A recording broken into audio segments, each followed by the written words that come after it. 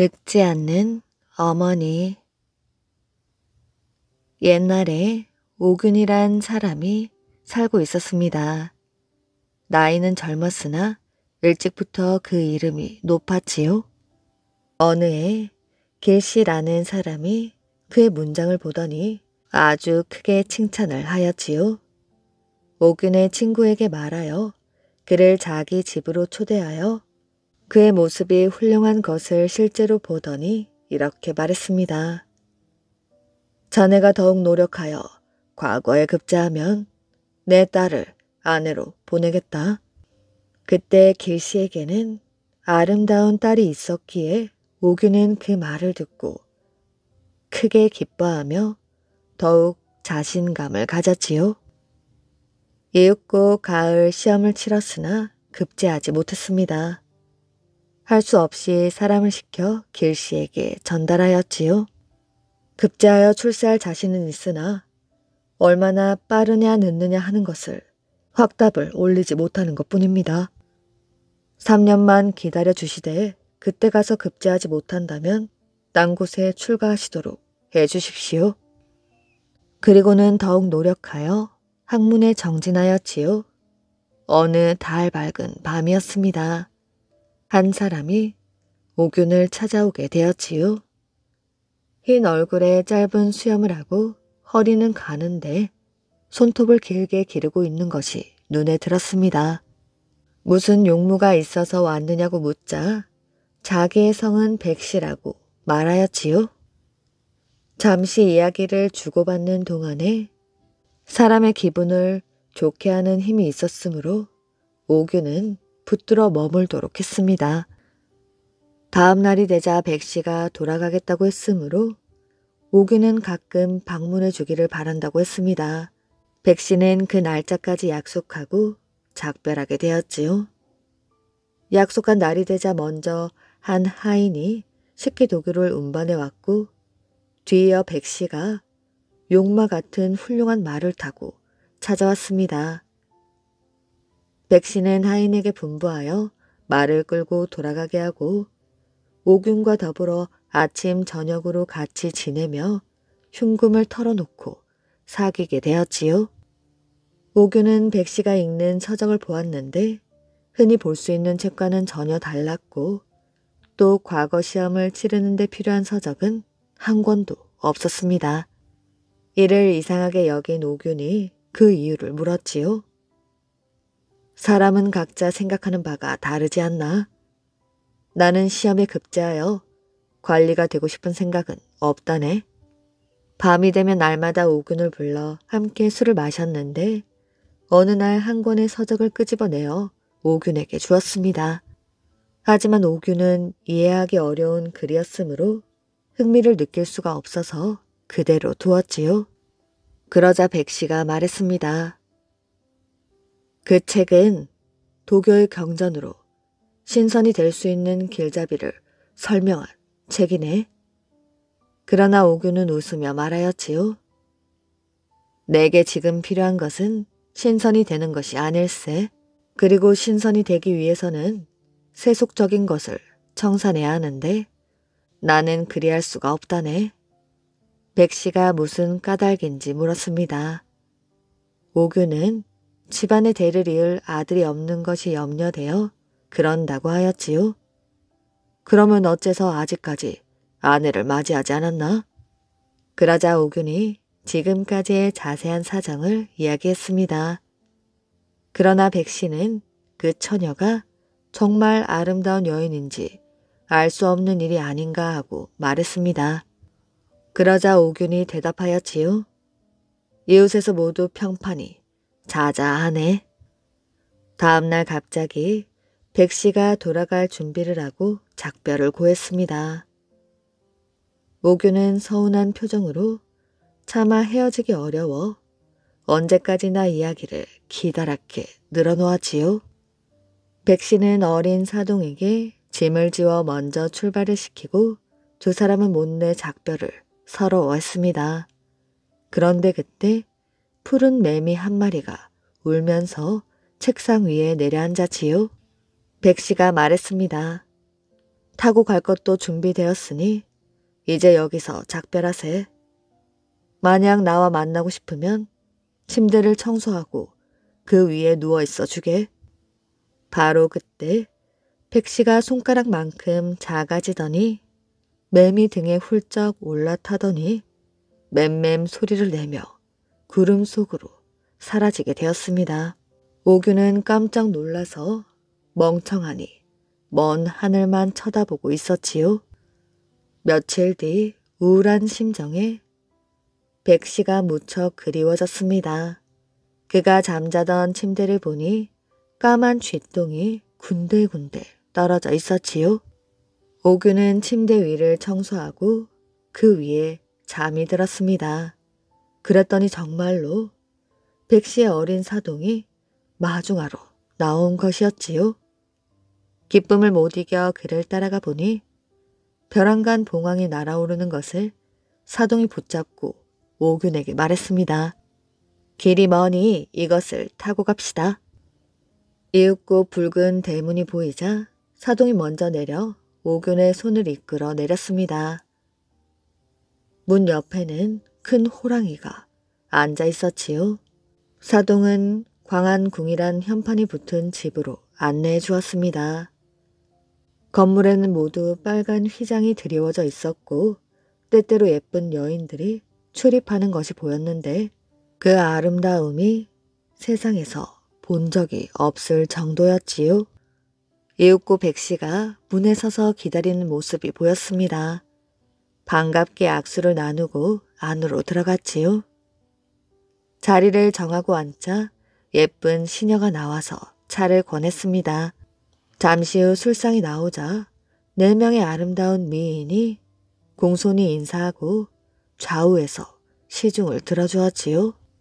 오규는 기분이 허공에 뜬 것만 같았고 아무리 해도 마음을 진정시킬 수가 없었습니다.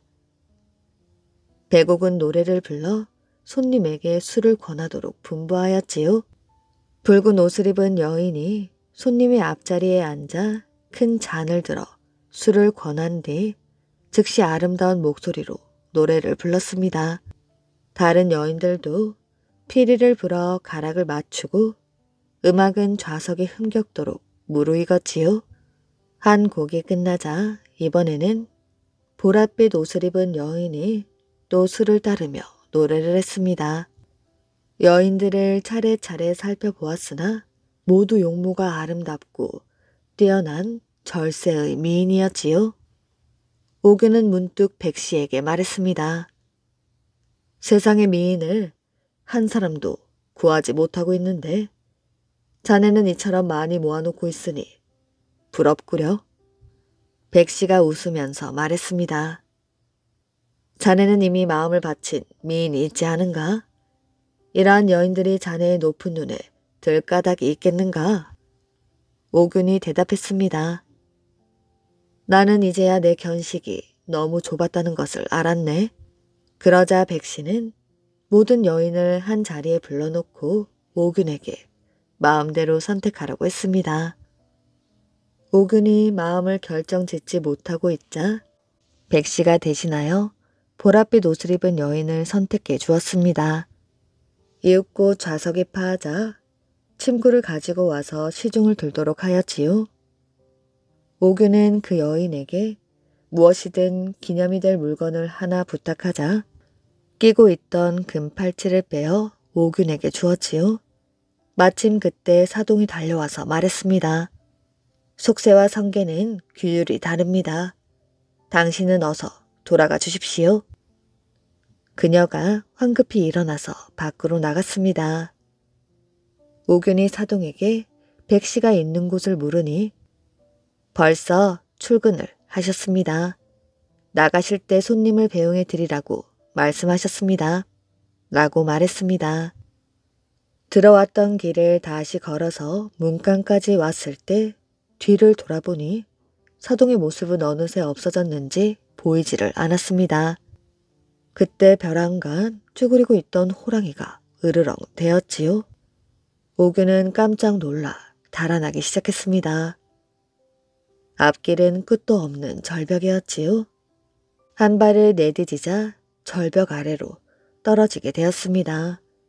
소스라쳐 눈을 뜨니 아침 햇볕이 창문을 밝게 비치고 있었지요. 일어나 앉으려고 하니 무언가 반짝이는 것이 침대 위에 떨어져 있었습니다. 자세히 살펴보니 금팔찌였습니다.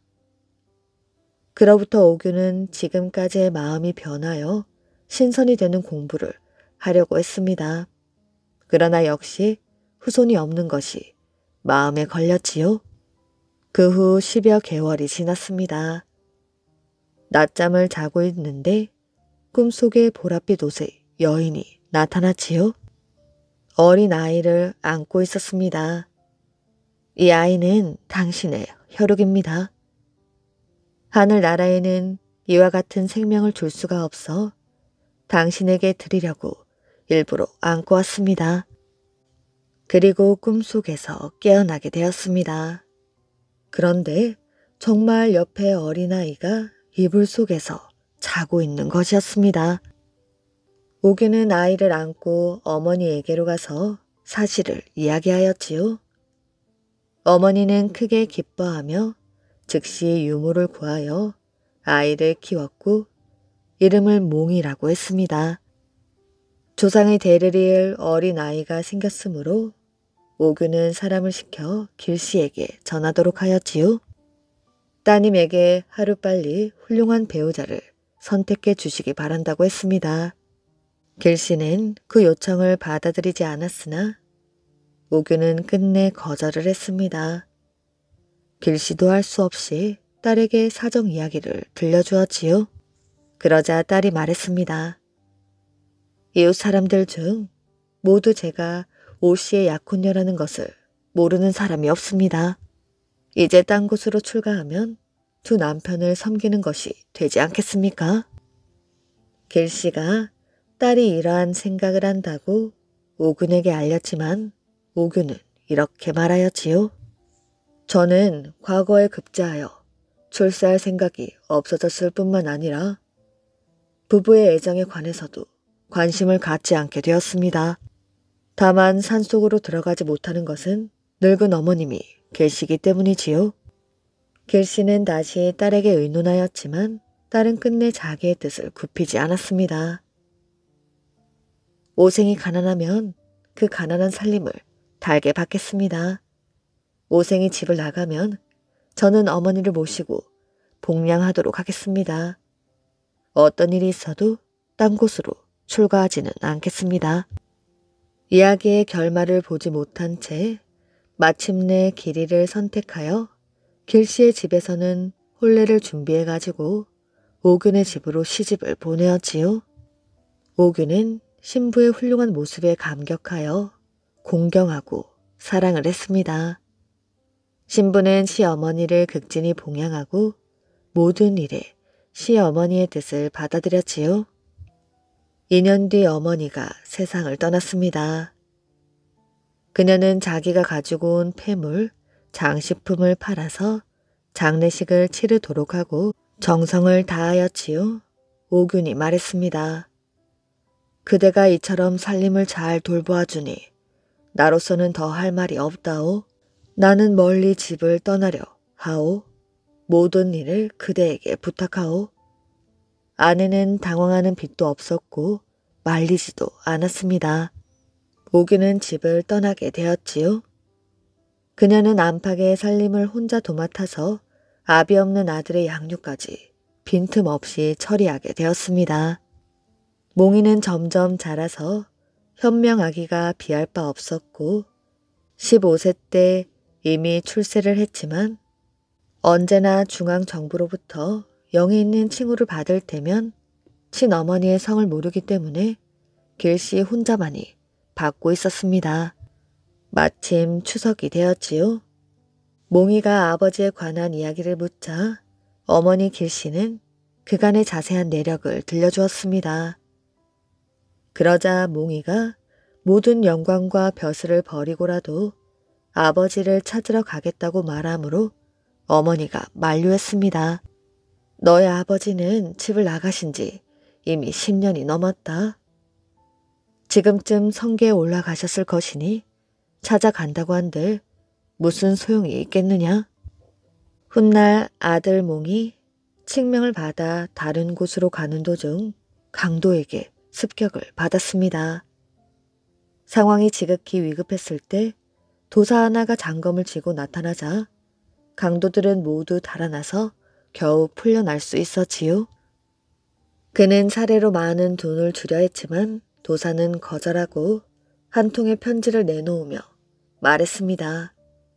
내가 아는 사람이 그대와 같은 마을에 살고 있어 안부를 전하고 싶으니 이 서신을 전해주오.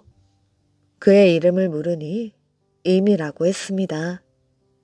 자기 마을에는 그런 이름을 가진 사람이 없다고 생각하는데 도사가 말하였지요. 시골에 묻혀 무명인사로 지내니 그대와 같은 관료와는 접촉이 없을 것이오. 서로 작별을 할 때 다시 금팔찌 하나를 꺼내주며 말했습니다. 이것은 여인들의 물건이므로 나 같은 도사가 가지고 있댔자 별로 쓸모가 없으니 사례로 그대에게 주겠소. 그것을 품에 간직하고 집에 돌아와서 아내에게 주니 크게 기뻐하기에 세공장이에게 부탁하여 같은 것을 하나 더 제작해서 한 쌍을 만들었지만 그 정교한 기술은 도저히 따를 수가 없었습니다. 마을을 집집마다 찾아보았으나 임이라는 사람은 아무데도 없었으므로 할 수 없이 그 편지를 뜯어보았지요. 2년 동안의 부부 생활은 마침내 서로 이렇듯 헤어져 있게 되었도다. 어머니의 장래이며 어린 것의 교육, 이 모두가 그대의 덕택이요. 무엇이라 사례를 할 수도 없지만 선약 하나를 보내오니 깨어 먹으면 효과가 있을 것이요. 이렇게 써놓고 맨 끝에는 임 부인 앞에라고 쓰여 있었습니다. 끝까지 읽어보았으나 누구를 두고 한 말인지 도대체 알 수가 없어서 어머니에게 보여들었지요. 어머니는 그 편지를 받아들더니 울면서 말했습니다. 이것은 너희 아버지가 보내주신 편지이다. 임이란 내 어렸을 적 이름이란다. 또한 도사로부터 받은 금팔찌를 어머니에게 보여드리자 이것은 네 어머님이 남겨주신 유물이야. 너희 아버님이 아직 집에 계실 무렵 나에게 보여주신 일이 있단다. 또한 선약을 꺼내보니 파달만한 크기였습니다. 하지만 어머님은 그 자리에서 먹지 않고 받은 대로 간직해두었지요. 어느 날 아버지 길씨가 손주를 돌보러 왔기에 어머니는 오균에게서 온 서신을 읽어드리고 선약을 권하여 장수하실 것을 축원해 주었습니다. 길씨는 그것을 반으로 쪼개어서 절반을 먹었지요. 그는 70을 넘어 이미 노쇠하였지만 약을 먹고부터는 힘이 넘쳐 흐르는 것을 느끼고 수레를 타지 않고 걸어서 집으로 돌아갔습니다. 다음에 서울에 큰 화재가 일어나서 종일토록 거리를 휩쓸었고 몽이의 집 가까이까지 왔습니다. 모두들 타는 불만 지켜볼 뿐이었지요. 불길은 점점 맹렬한 기세로 타서 이웃집에까지 번졌으나 어찌할 수가 없었습니다. 그런데 그때 몽이의 아내의 손목에 끼워 있던 금팔찌가 팔목을 벗어나서 공중으로 날아갔습니다. 날아간 곳을 쳐다보니 큰 보자기가 펼쳐져서 지붕을 깨끗하게 덮고 있었습니다. 서울 장안에 불탄 집은 수만호가 되었고 모두 잿더미로 변했는데 오직 몽이의 저택만은 고스란히 남아있었습니다. 어머니 갈씨는 이미 50살이 넘었으나 겉보기에는 아직 20 안팎의 젊은 여인 같았습니다. 용왕의 자손을 죽인 아내. 옛날 중국 은나라 주왕은 역사에서 가장 무도한 왕이었지요. 그는 술과 여색에 빠져 자신과 왕비의 향락을 위해 녹대를 주저하는 등 사치와 부패가 최고조에 달한 왕이었습니다. 그때 청렴한 관리 강자아가 주왕에게 간곡하게 호소를 했지만 그의 말을 귀담아 듣기는커녕 오히려 그를 참수하려 했습니다. 그 사실을 알고 화가 난 자아는 조정을 몰래 빠져나와 산 골짜기의 반개라는 곳에서 은거하며 아침마다 낚시를 하였지요. 하지만 그가 물고기를 낚기 위해 쓰는 방법은 남들과는 조금 달랐습니다. 일반 사람들의 낚싯줄에는 낚시 바늘이 달려 있었지만 그의 낚싯줄에는 일반 바늘이 달려있던 것이었지요. 점심 나절이 되었을 때 이혼한 아내 마씨가 형편없는 몰골로 나타나 예전의 부부 사이로 돌아가자고 애원을 했습니다. 그녀의 모습을 보고 강자아가 말했습니다. 이리 먼 길을 오다니 쉽지 않았겠구려. 집에 가서 함께 점심이나 먹읍시다. 마씨는 피곤에 지친 표정으로 말하였지요. 오는 길에 이미 먹었어요. 제가 이곳에서 낚싯대를 봐드릴 테니 당신 혼자 들어가서 잡숫고 오셔요. 마씨는 강가에 앉았습니다. 한참이나 낚싯대를 지켜보았지만 물고기는 한 마리도 낚이지 않았지요. 미끼가 없는 모양이군. 그녀는 낚싯대를 들어 올려 보았습니다. 세상에, 일반 바늘이잖아. 왜 이것으로 물고기를 낚으려고 했을까? 그녀는 달리 방법이 없자 국리 끝에 일반 바늘을 낚시 바늘처럼 약간 구부려 그 끝에 미끼를 달고 다시 강물 속으로 낚싯대를 들이웠지요. 그때부터 물고기들이 앞다투어 걸려들었습니다. 강자아가 밥을 먹고 다시 강으로 돌아와서는 아내가 낚은 물고기를 보고 깜짝 놀라며 말하였지요. 당신, 어쩌자고 물고기들을 낚았소? 당신도 참. 낚싯바늘이란 게 끝이 구부러져야 고기를 잡을 수가 있지요. 당신처럼 했다가는 평생 한 마리도 못 잡을걸요. 보세요. 그새 얼마나 많이 잡았는지. 강자아는 당장 그녀에게서 낚싯대를 빼앗아 낚싯바늘을 떼어 던져버렸습니다. 이 낚싯대는 낚시를 위한 것이 아니었단 말이오. 당신이 잡아올린 것은 모두 용왕의 자손들인데다가 몇 마리는 당신 때문에 이미 목숨까지 잃었소. 이제 곧 용왕이 당신에게 복수를 하러 올 텐데 당신 목숨이 나만 알 것 같소? 그 말을 듣고 놀란 마씨는 남편을 끌어안으며 애원을 했습니다. 당신을 찾아 천리길을 왔는데 이곳에서 죽음을 당하라니요? 어서 묘안을 생각해 보십시오. 한 가지 방법이 있긴 하오. 잠시 후 북쪽 하늘에서 용왕이 변한 검은 먹구름이 몰려올 곳이오. 먹구름이 이쪽으로 다가올 때 내가 소리를 지르면 당신은 정남쪽으로 강을 따라 정확히 100걸음을 뛰어야 하오. 절대로 뒤를 돌아보면 안 돼요.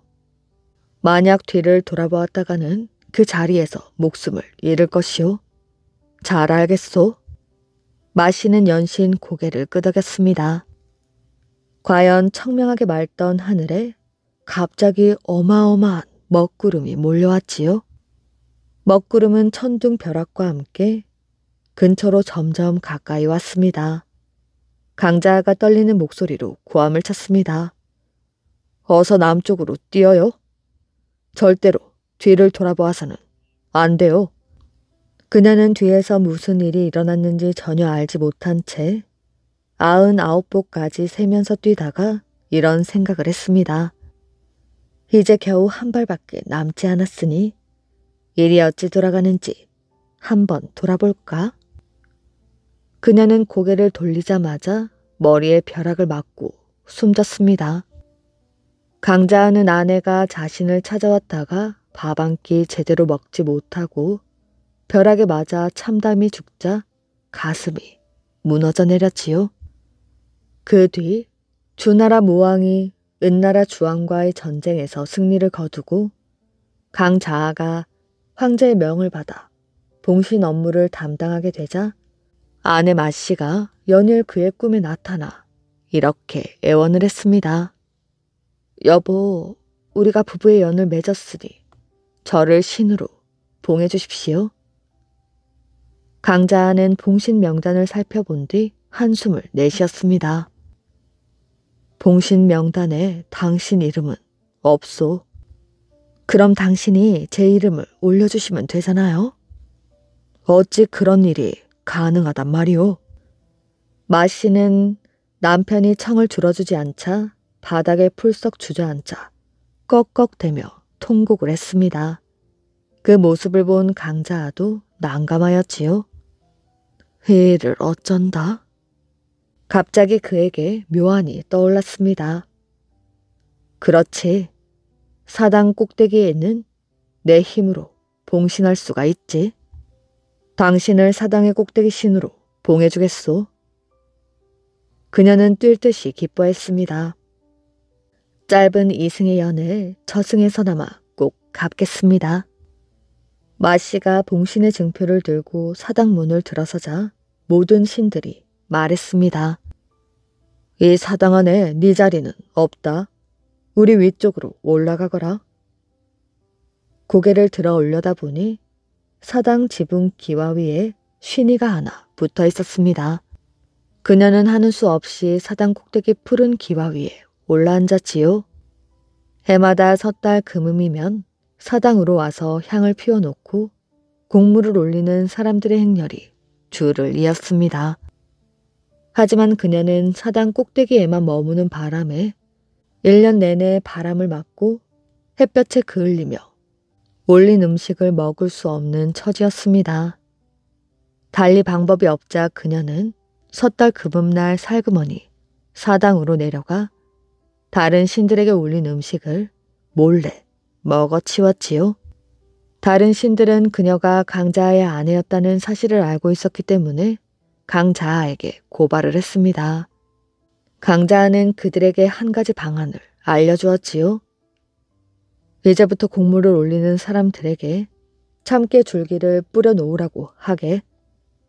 그녀가 다시 음식을 훔쳐 먹으려고 몰래 내려왔다가 참깨 줄기를 밟으면 탁탁 소리가 날 터이니 그럼 자네들이 들을까 무서워서라도 절대로 사당 아래로 내려오지 못할 걸세. 모두 강자의 말대로 했더니 마씨는 다시는 아래로 내려와 음식을 훔쳐 먹지 못했다고 합니다. 천하 제일의 대가족. 옛날 중국의 어느 황제가 일반 백성들의 생활을 몸소 체험하는 시간을 가졌습니다. 황제는 볼품없는 옷을 입고 영락없는 시골 노인으로 변장을 한 뒤 마을에 잠입하곤 하였지요. 어느 날 황제는 새벽에 혼자 황궁 뒷문을 통해 몰래 밖으로 빠져나와 시골 오솔길을 걸었습니다. 마을에 들어서자마자 담벼락 아래에서 노인들이 모여 햇볕을 쬐면서 도란도란 이야기를 나누는 모습이 눈에 들어왔지요. 그거 참 잘 되었군. 백성들의 속마음을 알아볼 절호의 기회야. 그러고는 조용히 구석에 앉아 귀를 쫑긋 세워 듣기 시작했습니다. 흰 머리에 수염이 하얀 노인이 말을 이어갔지요. 나는 아들 8에 며느리 8을 주었지. 그 아들들이 각자 8명씩 아이를 낳아 나에게 64명의 손자들을 안겨주었지. 그리고 그 손자들과 손자 며느리가 다시 8명씩 증손자를 낳아 나에게 안겨주었다네. 이러니 내 나이 100살이 되어 땅에 묻히는 날이 온다면 슬퍼하며 몰려들 식구들은 1000명을 넘지 않겠나? 그야말로 천하제일의 대가족이 아니고 뭐겠나? 황제는 이 노인의 말을 듣고 나자 마음이 흡족해졌습니다. 내가 다스리는 나라에서 이리 자손이 번창한 대가족을 만나다니 대단히 기쁘구나. 황궁으로 돌아가 이 집에 천하제일의 가족이라는 현판을 달아주라고 명해야지. 그 뒤로도 노인들은 서로 한마디씩 주고받으며 즐거운 시간을 보냈습니다. 황제도 사람들의 이야기를 듣느라 어느덧 해가 지는 것도 몰랐지요. 수다를 떨던 노인들은 하나둘 자리를 털고 일어섰습니다. 황제는 자손이 많다는 그 노인 뒤를 몰래 따라가 보았지요. 오치르란 대문 안으로 들어갔습니다. 황제는 노인 집 앞에 있는 버드나무에서 가지를 2개 꺾어 대문 양쪽에 표시를 해두었습니다. 황궁으로 돌아간 뒤 노인의 집을 제대로 찾아야 현판을 보내줄 수 있었기 때문이었지요. 어느덧 해가 지고 있었습니다. 황제는 바로 마을을 빠져나와 어둠이 찾아올 때쯤 다시 궁으로 몰래 들어갔지요. 황제는 그날 있었던 일을 황후에게 들려주었습니다. 황제는 그 집에 천하제일의 가족이라는 현판을 달아줄 계획이라고 말하였지요. 하지만 예상과 달리 황후는 그의 말을 듣고 화들짝 놀랐습니다. 폐하, 재난이 닥쳤는데 오히려 기쁜 일이라고 생각하시다니요? 황제는 황후의 그런 모습을 보고 도저히 영문을 알 수가 없었습니다. 폐하, 조금 전 말씀하셨던 그 대가족이 바로 재난의 뿌리란 말입니다. 잘 생각해 보십시오. 증손자만 해도 512명이지요? 그 증손자가 다시 결혼을 해서 아이를 낳는다고 생각해 보십시오. 이런 식으로 자자손손 그 수를 불려나간다면 몇 년도 안 돼 조정의 문무 대신들과 장군들, 시골의 백성들까지도 그 가족들과 관련이 있지 않겠습니까? 그러면 천하를 저들이 손 하나 까딱하지 않고 차지할지도 모를 일이 아닙니까? 이 말을 들은 황제는 머리가 멍해졌습니다. 황후의 말이 구구절절 맞는 말이었지요. 그렇다면 어찌해야 되겠소? 폐하, 그 집을 알아보셨습니까? 노인의 이름은 물어보지 못했지만 어느 마을인지는 대충 알고 있소. 그 집 앞에 버드나무가 있다고 했잖소. 그래서 그 집을 찾지 못할까봐 버드나무 가지를 2개 꺾어서 대문 양쪽에 꽂아두고 왔소. 폐하, 그럼 한시라도 빨리 소리 소문 없이 군사들을 데리고 그 마을로 가십시오. 거기 사는 사람들은 모조리 죽여버리십시오. 황제는 황후의 말을 듣고 가장 힘이 센 장군과 수백 명의 병사들을 이끌고 몰래 황궁을 빠져나가 동쪽으로 달렸습니다. 그런데 황제가 몰래 변장을 하고 마을로 잠입했던 일과 대가족집 대문에 버드나무 가지를 꽂아둔 일은 천하로 퍼져나가게 되었습니다. 사람들은 이 표시가 상을 내리기 위함이라 생각하고 자신들도 뜻밖의 행운을 잡기 위해 버드나무 가지를 꺾어 너도 나도 대문에 꽂아두었지요. 황제는 병사들을 데리고 성을 나와 반나절을 헤매었습니다. 달빛에 기대어 마을을 살펴보니 집집마다 문 앞에 버드나무 가지가 꽂혀 있는 것이 아니겠어요? 이쯤 되자 황제는 이러지도 저러지도 못했습니다. 집집마다 마을마다 돌아다니며 8명의 아들에 64명의 손자, 그리고 512명의 증손자가 사는 대가족의 집이 어디냐고 물어보자니 사람을 죽인 소문이 누설될 경우 반란의 빌미를 제공할 가능성이 있었지요. 그렇자고 버드나무 가지가 꽂혀있는 집을 찾아가 모조리 죽이자니 천하에 살아남는 자가 얼마 없을 것 같았습니다. 결국 발을 동동 구르다가 황제가 말하였지요. 그만두고 돌아가자꾸나.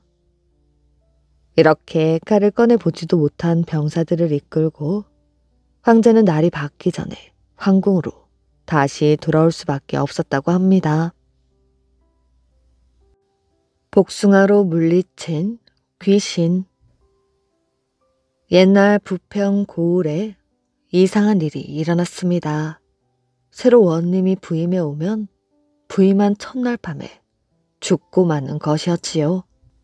이 소식을 전해들은 임금은 걱정이 태산 같았습니다. 멀쩡하던 사람이 부평 원님이 되어 내려가기만 하면 싸늘한 시체가 되어 나오니 기가 찰 노릇이었지요. 소문이 퍼지자 아무도 부평 원으로 가지 않으려 했습니다. 어느 날 임금은 조정 대신들을 불러 모아놓고 이 일에 대해 의논을 하였지요. 이 일을 어찌하면 좋겠소? 전하, 제게 좋은 생각이 있어옵니다. 어서 말해보. 사형수 중 한 사람을 뽑아 부평 고을로 내려보내시면 어떻겠습니까?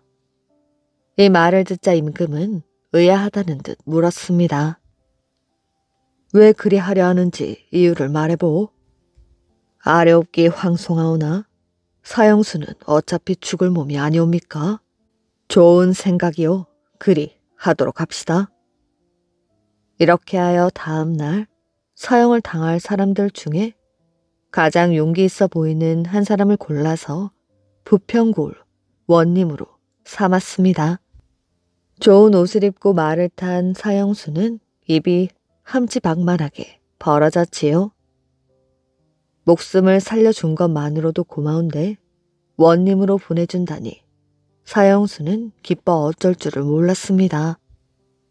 사형수가 싱글벙글하며 부평 고을에 도착해 보니 이방과 아전들은 물론이고 마을 사람들까지 걱정스런 눈빛으로 바라보고 있었습니다. 오늘 밤 죽게 될 사람이 뭐 그리 좋아서 저리 웃고 있을까? 누가 아니래? 뭘 몰라도 한참 모른다니까? 드디어 부임한 첫날 밤이었지요. 새로운 원님은 온 집안에 촛불을 밝혀놓고 앉아 있었습니다. 한밤중이 되자 갑자기 바람이 몰아치더니 집 안에 켜놓은 촛불이 한꺼번에 꺼져버리는 것이었지요. 바로 그때 선비 차림을 한 귀신이 원님 앞에 나타났습니다. 원님은 마음을 크게 먹고 자리에서 벌떡 일어섰지요. 이 밤중에 어인 행차시옵니까? 원님은 귀신에게 정중히 엎드려 절을 했습니다. 그러자 귀신이 자리에 앉으며 점잖은 목소리로 말하였지요. 나는 신천면에 묻혀있는 하씨라는 사람인데 부탁이 있어 찾아왔습니다. 다름이 아니라 내 무덤 주위에 있는 소나무를 도벌꾼들이 자꾸 베어가니 그러지 못하게 좀 막아주시오. 잘 알겠습니다. 내일 아침 당장 도벌꾼들을 붙잡아서 다시는 그런 짓을 못하게 혼쭐을 내겠습니다. 원님이 이렇게 말하자 귀신은 고맙다고 했습니다. 실은 이 억울한 사정을 호소하려고 여러 번 원님을 찾아왔으나 그때마다 원님들이 죽어버리는 바람에 이제껏 한을 풀지 못하였습니다. 이렇게 말한 뒤 귀신은 물러갔습니다. 다음날 아침이 되자 아전들은 원님을 장사 지낼 준비를 해가지고 왔습니다. 그런데 죽은 줄만 알았던 원님이 방문을 열고 나오는 것이 아니겠어요? 이방과 아전들은 놀라 들고 오던 관을 떨어뜨린 채 나자빠졌습니다. 놀랄 것 없다. 지금 당장 하씨 무덤 앞으로 이끌어라. 하정승 무덤 말씀이십니까? 그렇다. 이방과 아전들을 앞세우고 하정승의 묘를 찾아갔더니 귀신의 말대로 도벌꾼들이 소나무를 베고 있었습니다. 도벌꾼들이 베어낸 소나무가 집채만큼 쌓여 있었지요. 저놈들을 모조리 잡아들이거라. 원님의 말이 떨어지기가 무섭게 아전들은 도벌꾼들을 모조리 포박하여 관하로 끌고 갔습니다. 원님은 그들을 감옥에 가두고 엄히 다스렸지요. 그날 밤 하정승 귀신이 또다시 원님을 찾아오게 되었습니다. 저의 소원을 들어주셔서 정말 고맙습니다. 우리 바둑이나 한 판 두실까요? 원님은 그러자고 했습니다. 원님과 귀신은 밤이 늦도록 함께 바둑을 두었지요. 새벽 닭이 울자 귀신은 서둘러 일어나더니 어디론가 사라져 버렸습니다. 그 뒤 하정승 귀신은 밤마다 찾아와 바둑을 두자고 했습니다. 원님은 매일 밤 귀신과 바둑을 두느라 잠을 잘 수가 없었지요. 원님은 하루하루 말라갔습니다. 하루는 이방이 걱정스러운 듯이 물었지요. 원님, 어디가 편찮으십니까? 사실은 내 밤마다 귀신과 바둑을 두느라 잠을 못 자 그렇다네. 원님은 자신도 모르는 사이에 비밀을 털어놓고 말았습니다. 예? 귀신과 바둑을 두시다니요? 그게 정말입니까? 정말이네. 그러니 나를 좀 도와주게. 귀신을 쫓을 무슨 좋은 방법이 없을까? 그러자 이방이 이렇게 말하였지요. 원님, 복숭아를 준비해 두셨다가 귀신이 오면 내놓으십시오. 귀신은 복숭아를 싫어하니까요. 이방의 말을 들은 원님은 사람을 시켜 복숭아를 구해오라 일렀습니다. 원님은 구해온 복숭아를 잘 씻어서 밤이 되기를 기다렸지요. 밤이 되자 역시 하정승 귀신이 바둑을 두자며 방으로 들어왔습니다. 원님은 이때다 싶어 얼른 복숭아가 담긴 쟁반을 내밀었지요. 대감님, 복숭아 하나 드시지요. 복숭아를 본 귀신은 얼굴색이 하얗게 변했습니다. 미안하오. 내 눈치 없이 너무 자주 온 것 같소. 잘 있으시오. 그날 이후 하정승 귀신은 2번 다시 나타나지 않았다고 합니다. 그리고 나쁜 일을 많이 해서 죽을 뻔한 원님은 그 뒤 마음을 고쳐먹고 새 사람이 되었다고 합니다. 아버지가 남긴 족자. 옛날 어떤 사람이 일찍이 딸 하나를 낳아 길러 시집을 보내고 늦게 아들을 하나 얻었지요. 이 사람이 나이가 많아 죽을 때가 되었는데 아들은 아직 어렸습니다. 이 사람이 죽기 전 이런 유언을 남겼지요. 내 재산 모두를 시집간 딸에게 물려주고 어린 아들에게는 족자 하나를 물려주노라. 그러면서 자신의 얼굴이 그려진 족자 하나를 주니 주위 사람들이 몰려와 노인이 망령이 들었다고 수군수군 대었습니다. 그래서 시집간 딸은 친정 재산을 모두 물려받아 살림이 넉넉해졌는데 살 길이 막막한 어린 동생을 보니 가엾어서 동생을 데리고 와 자기 자식처럼 돌보며 잘 길러주었지요. 세월은 흐르고 노인의 아들이 청년이 되었습니다. 왜 아버지께서는 나에게는 재산을 한 푼도 주지 않고 시집간 누나에게만 모두 물려주었을까? 그리고 이 족자 하나만을 나에게 물려주었으니 깊은 뜻이 있을 게야. 이렇게 생각한 아들은 족자를 들고 관청에 나아가 소송을 했습니다. 누나가 저를 자식처럼 잘 길러주어 고맙게 생각하고 있습니다. 그러나 부친이 무슨 뜻으로 재산을 누나에게 모두 주고 저에게는 이 족자 하나만 물려주었는지 그 뜻이 궁금하오니 좀 밝혀주십시오. 누나를 원망하거나 재산을 도로 찾으려는 것이 아니라 족자의 뜻을 알고 싶을 따름이옵니다. 이렇게 하여 청원이 접수되니 사또가 웃으면서 말했습니다. 아마도 노인이 늙어 망령이 들었던 게 분명하구나. 하지만 노인의 아들의 호소가 너무나 간절하여 이 사실을 임금에게 보고하고는 그 족자도 함께 바쳤습니다. 임금이 족자를 펴보니 족자에는 노인 한 사람이 그려져 있을 뿐이었지요. 무슨 뜻인지 알 수가 없어서 고민하다 족자를 벽에 걸어놓고 멀리 앉아 쳐다보니 그림 속의 노인이 손가락으로 아랫부분을 가리키고 있는 것이었습니다. 옳거니 노인은 결코 망령이 든 게 아니라 가리키고 있는 족자 아래의 축에 무슨 비밀이 숨어 있는 것이구나. 그러면서 사람을 불러 족자의 축을 쪼개 보도록 했습니다. 그랬더니 그 속에 종이 쪽지가 들어있고 그 종이 쪽지에는 다음과 같은 내용의 글이 적혀 있었지요. 내가 재산을 모두 딸에게 주는 것은 딸에게 어린 동생을 잘 돌보게 하기 위함이다. 아이가 자라고 나면 내 재산을 균등하게 반으로 나누도록 해라. 그래서 임금은 문서를 작성하여 재산을 남매에게 균등하게 분할해 주라고 했습니다.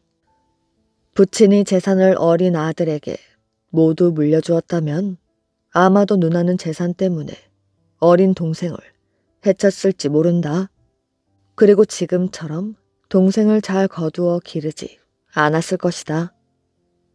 이것은 인지상정으로 너희들만을 탓하는 말이 아니라 노인의 지혜가 참으로 놀랍구나. 너희 남매는 의좋게 잘 살거라. 이 말을 들은 누나는 눈물을 비오듯 쏟으며 울었고 듣는 사람들은 모두 임금의 추리력에 찬사를 보내면서 가슴이 뿌듯하다는 듯 웃음을 지었습니다. 영락대왕 이야기. 옛날 고구려의 성 안에서 난리가 났습니다. 호랑이다. 성 안에 호랑이가 나타났어. 성 안에는 호랑이를 피해 도망을 다니는 사람들로 시끌시끌해졌지요.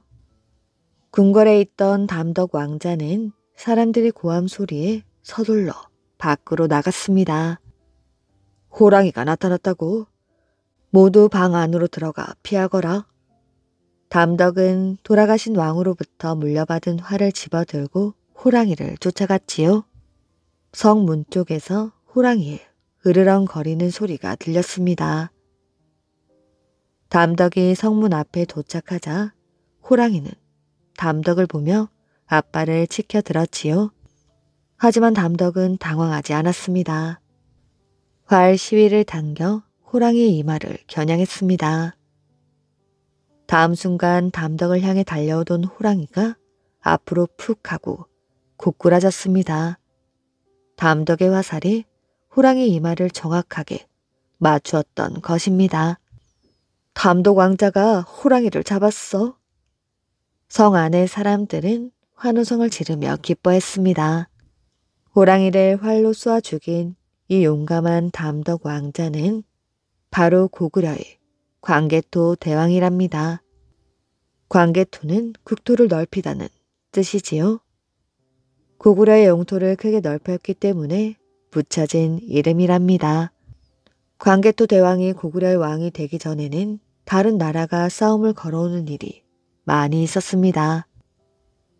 광개토 대왕의 할아버지인 고국 원왕 때 중국의 연나라가 고구려의 목소성까지 쳐들어온 적도 있었지요. 연나라는 광개토 대왕의 할머니를 비롯하여 5만 명이나 되는 고구려 사람들을 잡아갔습니다. 또 돌아가신 왕들의 무덤을 파헤치고 금은 보화도 빼앗아갔지요. 광개토 대왕은 이때의 일을 늘 가슴에 담고 있었습니다. 그래서 언젠가는 잃어버린 고구려의 요동 땅을 되찾으리라 다짐하곤 하였지요. 어느덧 광개토 대왕이 왕의 자리에 오른 지 11년이 되었을 때의 일입니다. 연나라가 고구려에 다시 쳐들어오게 된 것이었지요. 광개토 대왕은 이 기회에 연나라를 혼내주리라 생각하게 되었습니다. 광개토 대왕은 군사들을 이끌고 연나라의 숙군성을 향해 달려갔지요. 광개토 대왕은 힘차게 말을 달렸습니다. 말을 달리는 광개토 대왕의 뒤를 따르며 고구려 군사들이 함성을 질러대었지요. 광개토 대왕은 연나라를 공격한 지 20일 만에 빼앗겼던 신성과 남소성을 되찾았습니다. 이제 눈앞에 보이는 요하강만 건너면 연나라의 숙군성이 있었지요. 임금님, 강을 건널 수 있는 배와 뗏목이 하나도 없습니다. 요하강은 물살이 거칠어서 헤엄을 쳐 건널 수가 없습니다. 이 말을 들은 광개토 대왕은 곧 좋은 꾀를 생각해내었습니다. 그렇다면 연나라의 배를 가져오도록 하자. 각 부대에서 수영을 잘하는 군사들을 뽑도록 해라. 그리고 너희들은 배를 가지러 갈 군사들이 강을 건널 때 타고 갈 뗏목을 만들도록 하라. 밤이 되자 뗏목이 완성되었지요. 이제 이 뗏목을 타고 몰래 강을 건너라. 연나라의 배들이 보이거든 밧줄을 자르고 여기 있는 밧줄을 뱃머리에 묶어라. 그동안 우리는 횃불을 들고 잔치를 벌여 적의 관심을 끌고 있겠다. 군사들이 뗏목을 타고 떠나자 광개토 대왕은 곧 횃불 놀이를 시작하게 되었습니다. 연나라 군사들은 무슨 일인가 싶었지요. 연나라 군사들은 고구려 군사들의 횃불 놀이를 구경하느라 경비를 소홀히 하게 되었습니다. 이때를 틈탄 고구려 군사들은 뗏목에서 내려 살금살금 연나라 배들이 있는 곳으로 헤엄을 쳤지요. 그리고 광개토 대왕의 지시대로 밧줄을 자르고 들고 간 밧줄로 뱃머리를 묶었습니다. 마침내 일을 마친 고구려 군사들이 광개토 대왕에게 신호를 보내었습니다. 밧줄을 끌어당겨라. 광개토 대왕의 명령이 끝나자마자 고구려 군사들은 힘껏 밧줄을 끌어당겼습니다. 그러자 밧줄에 묶인 연나라 배들이 고구려 군사들 쪽으로 끌려왔지요. 다음날 아침이 되자 광개토 대왕과 고구려 군사들은 연나라 배를 타고 유유히 요하강을 건넜습니다. 강을 건넌 광개토 대왕은 곧장 숙군성을 향해 쳐들어갔지요. 그런데 연나라의 모용귀는 숙군성 문을 굳게 닫고 나오지 않았습니다. 고구려군이 지칠 때까지 꼼짝도 않고 기다릴 속셈이었던 것이었지요. 성 안으로 들어가는 물줄기를 모두 막거라. 그리고 연나라 군사들이 물을 길러 밖으로 나올 때 공격하라. 광개토 대왕은 숙군성 안의 연나라 병사들이 목이 말라 참을 수 없게 될 때까지 기다렸습니다. 그렇게 며칠이 지났지요. 성문이 살짝 열리더니 연나라 군사 몇 명이 물통을 들고 밖으로 나왔습니다. 광개토 대왕은 재빨리 공격 명령을 내렸지요. 광개토 대왕과 고구려 군사들은 숙군성 안으로 물 밀듯이 쳐들어갔습니다. 결국 광개토 대왕은 연나라군을 무찌르고 숙군성을 무너뜨리는데 성공을 했습니다. 마침내 어릴 적의 결심을 실천한 것이었지요. 이번 싸움으로 고구려는 연나라에 잠시 빼앗겼던 요동 지방까지 되찾게 되었습니다. 또 광개토 대왕은 백제를 밀어내고 한강 유역의 땅까지 차지하게 되었지요. 이렇게 하여 고구려는 만주 일대에서 가장 강한 나라가 되었습니다. 국토를 넓히는 데 큰 업적을 세운 광개토 대왕은 백성들을 사랑하는 마음 또한 기뻤습니다. 광개토 대왕은 2년 동안 절을 9개나 지었지요. 계속되는 전쟁에 시달린 고구려 사람들의 마음을 부처님의 말씀으로 달래주기 위해서였습니다. 땅이 많아지자 고구려 사람들은 자연히 부자가 되었습니다. 거기에다가 농사도 아주 잘 되어 고구려 거리에는 노랫소리가 끊이지 않았습니다. 그래서 광개토 대왕을 영락대왕이라고도 불렀습니다. 영락은 오래도록 즐겁다라는 뜻이었지요. 지금도 광개토 대왕의 비석에는 나라를 크게 넓히고 백성들을 평안하게 다스린 위대한 왕이란 글이 적혀 있다고 합니다.